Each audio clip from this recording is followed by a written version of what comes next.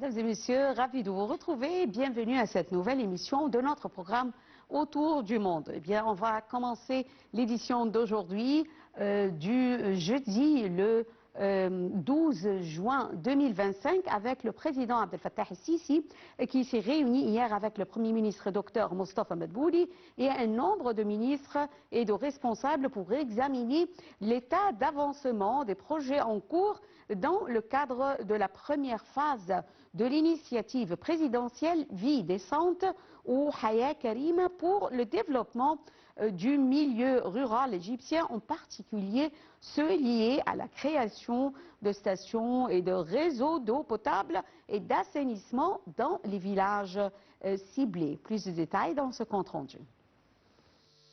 Le président Abdel Fattah el-Sisi s'est réuni avec le Premier ministre, le ministre du Logement, des Services publics et des communautés urbaines, le conseiller présidentiel pour l'aménagement urbain et le président de l'autorité d'ingénierie des forces armées.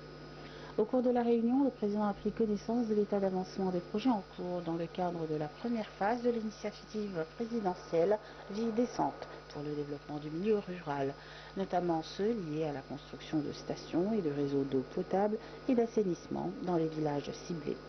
À ce sujet, le président a insisté sur la nécessité de respecter les calendriers fixés sans retard. Le président a également suivi l'état d'avancement du plan stratégique de dessalement de l'eau de mer. Le ministre du Logement a présenté les efforts de l'État dans ce domaine depuis 2014, précisant que plusieurs stations de dessalement ont été implantées dans les gouvernorats de Marsa Matrouh, du Bahira, le sud du Sinaï, la mer Rouge, Port Saïd et Alexandrie. Il a aussi évoqué 5 plans quinquennaux liés à ce secteur jusqu'en 2050. Le président a également été informé de l'état d'exécution de plusieurs projets de développement et de plans d'aménagement de la côte nord-ouest, dans le but de renforcer leur valeur d'investissement et d'optimiser leur rendement économique. Cela inclut le projet de réhabilitation du complexe touristique de Marina, le projet Marina 8, le développement du site archéologique de Marina, ainsi que le plan stratégique pour la région de Ras el-Hekma Ouest et la ville de New Alamein. Par ailleurs, le président a été informé de l'évolution des projets du ministère du Logement, notamment le lancement de la 10e phase de l'initiative Beit el-Watan, ou Maison de la Patrie pour les Égyptiens à l'étranger, ainsi que les mesures prises par le gouvernement pour augmenter le nombre de terrains disponibles pour répondre à la demande.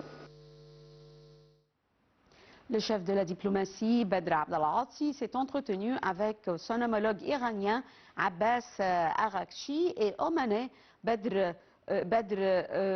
Abou Sadidi à Oslo en marge d'un forum sur les conflits régionaux. Il n'y aura pas de solution militaire aux crises régionales actuelles, c'est ce qu'a déclaré Dr Abdel-Ati. La réunion a eu lieu dans la capitale norvégienne Oslo en marge d'un forum sur les conflits régionaux. Le chef de la diplomatie égyptienne a affirmé que l'Égypte soutient les négociations en cours entre Washington et Téhéran sur le nucléaire iranien. L'Iran et les États-Unis se sont engagés depuis le mois d'avril dans 5 cycles de pourparlers parrainés par le sultanat du Golfe.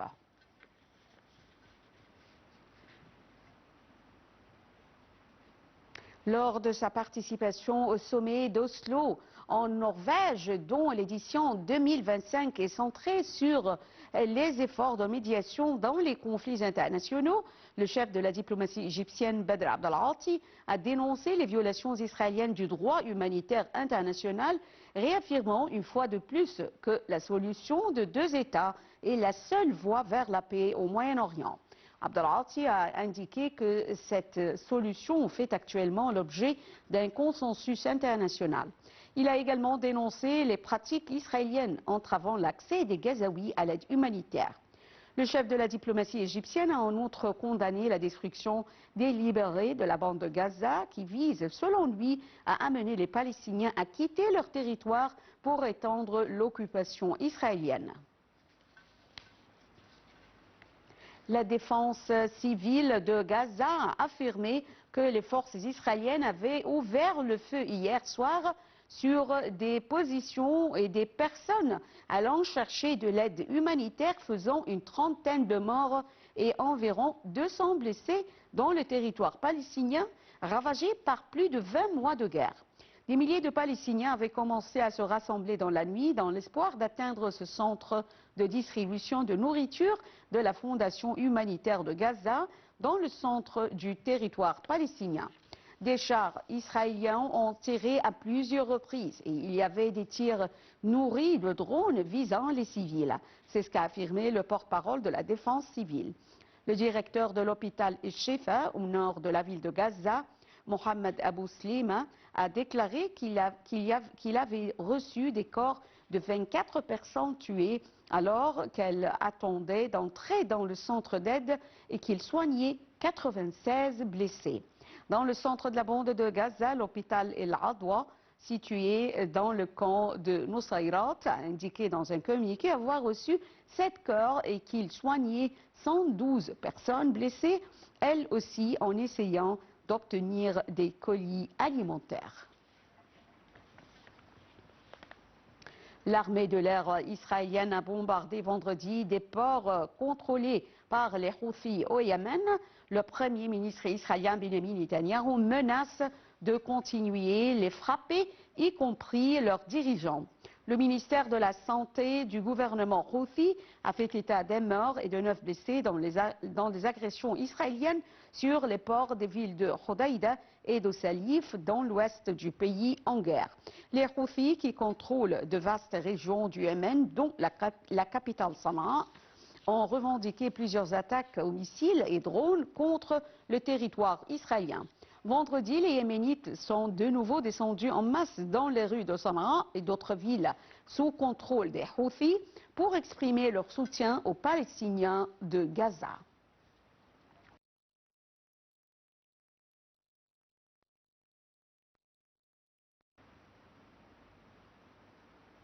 Le président palestinien Mahmoud Abbas s'est dit favorable à ce que le Hamas dépose ses armes et ne dirige plus Gaza dans le cadre d'un futur État palestinien dans une série d'engagements écrits avant une conférence de l'ONU, c'est ce qu'a annoncé mardi l'Élysée. Dans une lettre adressée lundi au président français Emmanuel Macron et au prince héritier saoudien Mohammed Ben Salman, qui co-présideront cette conférence sur la solution dite à 2 États du 17 au 21 juin à New York, Mahmoud Abbas se dit aussi prêt à inviter des forces arabes et internationales à se déployer dans le cadre d'une mission de stabilisation, protection avec un mandat du Conseil de sécurité.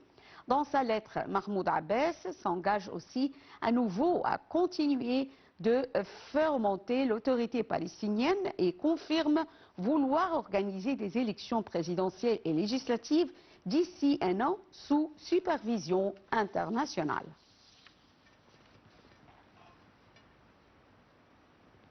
Mesdames et messieurs, fin de cette édition de notre programme Autour du monde. Merci pour votre fidélité. Restez avec nous sur Nile TV International. Bonne journée.